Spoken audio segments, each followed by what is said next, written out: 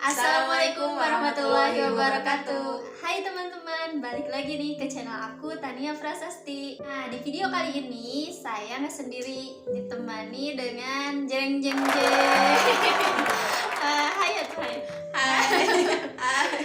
Nah, ini dia. Ini adalah teman SD, SMP, SMK. Oh, TK-nya kelewat. Oke, siap.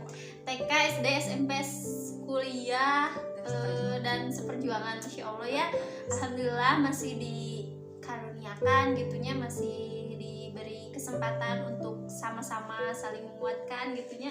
Menguatkan apa ini? Yang menguatkan dalam dalam segala hal gitunya, Masya Allah. Nah, sekarang akan ada perbincangan yang santai perbincangan santai gitunya bareng. Boleh perkenalkan diri dulu gak? Oke, boleh. Boleh, sok. Assalamualaikum warahmatullahi wabarakatuh. Perkenalkan, nama saya Neti Susilawati. Wow. Hai, udah Neti. Segitu aja.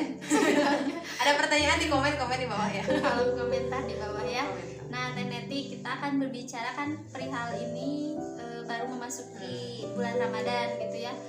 Baru tanggal 2 Ramadan gitu. Menurut Teh Neti nih, bagaimana Ramadan tahun kali ini? Kalau Ramadan tahun ini seperti tahun sebelumnya, sama. Semuanya seperti apa? Penuh ampunan, penuh rahmat, penuh berkah. Pahala dilipat gandakan. Cuman diri kitanya bagaimana menghadapi Ramadan ini, mungkin itu ya. Oh iya, Masya Allah. Nah, Teh Neti, pertanyaan yang kedua nih. Kan kita udah tahu, bahkan dari TK mungkin ya, dari SD, SMP kita udah tahu kata saum itu apa. Menurut Teh Neti, jelaskan apa itu teh saum teh apa gitu, yang lebih intinya, yang lebih jelasnya, yang lebih konkretnya. Boleh singkat, padat, dan jelas. Jelas banget, satu kata. Tidak ya? Enggak.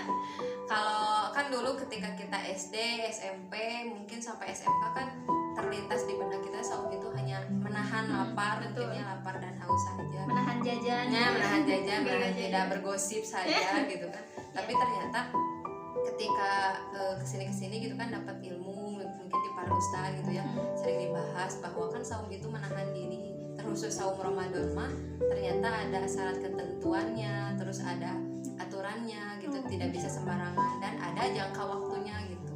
Kan tidak mungkin ya saum Ramadan dilaksanakan selama 1 tahun, kan tidak gitu ya, memberatkan juga.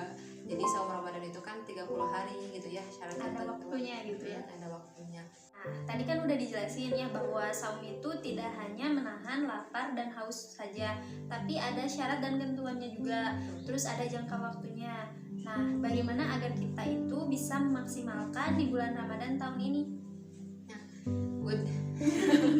Pertanyaan bagus. Dan apa yang bisa dijawab, mungkin kan pas SD mah kita hanya pahamnya menahan haus dan lapar saja saum itu. Tapi kan ketika kita sudah besar, sudah umurnya bertambah dan pemahamannya bertambah, dewasa mungkin ya, sudah dewasa, maka kita tingkatkan gitu. Tidak hanya saum itu menahan lapar dan haus saja, tapi mari kita tingkatkan. Misalkan menahan hawa nafsu kita sendiri gitu kan, yang paling susah gitu ya, menahan hawa nafsu sendiri gitu. Terus menahan dari berbelanja, misalkan sekarang mah ya wanita apalagi itu, belanja online gitu ya. Belanja online kan tinggal scroll di rumah, klik udah sampai, kan itu harus ditahan juga ya gitu, supaya kita memaksimalkan saum Ramadan di tahun ini gitu. Kita sibukkan dengan amal soleh gitu ya, amal-amal yang memang itu teh kecil sederhana tapi Masya Allah pahalanya tuh kan dilipat gandakan gitu oleh Allah. Contohnya seperti apa? Contoh seperti membaca Quran gitu ya, membaca Quran tadarus gitu ya kan, dari setiap hurufnya jika di hari biasa maka dikalikan 10 hitungannya, tapi ketika Ramadan itu dikali lagi 10 lagi sehingga beratus-ratus kali lipat gitu. Dan bayangkan ketika kita membaca Bismillah saja kan itu sudah beberapa huruf, dan itu dikalikan dengan pahala Ramadan, itu sungguh luar biasa.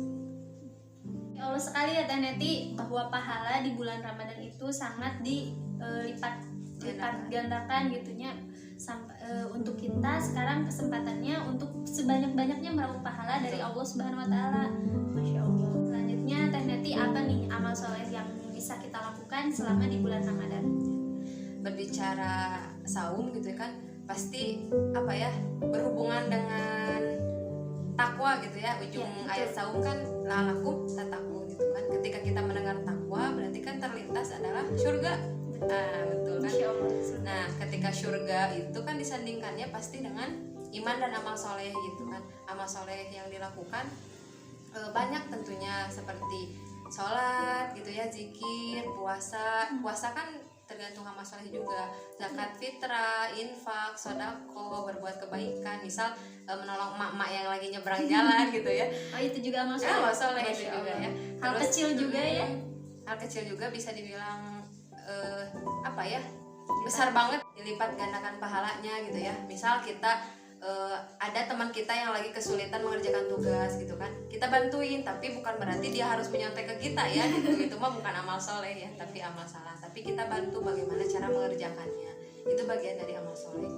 Karena kan di ayat 25 Al-Baqarah pun kan disebutkan ya bahwa ada kabar gembira gitu untuk orang-orang yang beriman. Tapi ternyata tidak cukup untuk beriman saja, tapi harus ada dengan amal soleh gitu, karena hakikatnya iman itu bersanding dengan amal soleh. Masya Allah. Masya Allah banget ya teman-teman, ketika kita membahas Ramadan atau bulan suci ini tidak akan pernah ada habisnya, karena sangat banyak keutamaan amal soleh yang bisa kita maksimalkan, optimalkan di bulan suci ini. Maka dari itu yuk kita saling menguatkan, saling mengingatkan gitu untuk bisa memaksimalkan, mengoptimalkan Ramadan tahun ini agar kita bisa meraup pahala yang sebanyak-banyaknya dari Allah Subhanahu wa taala. Mungkin segitu dulu ya video santai, berbincang santai kali ini. Mohon maaf bila banyak salah-salah kata atau ada yang salah dari kita, karena hakikatnya yang salah itu dari diri kita sendiri dan yang benar itu datangnya dari Allah Subhanahu wa taala. Sampai jumpa di next video. Wassalamualaikum warahmatullahi wabarakatuh. Dadah.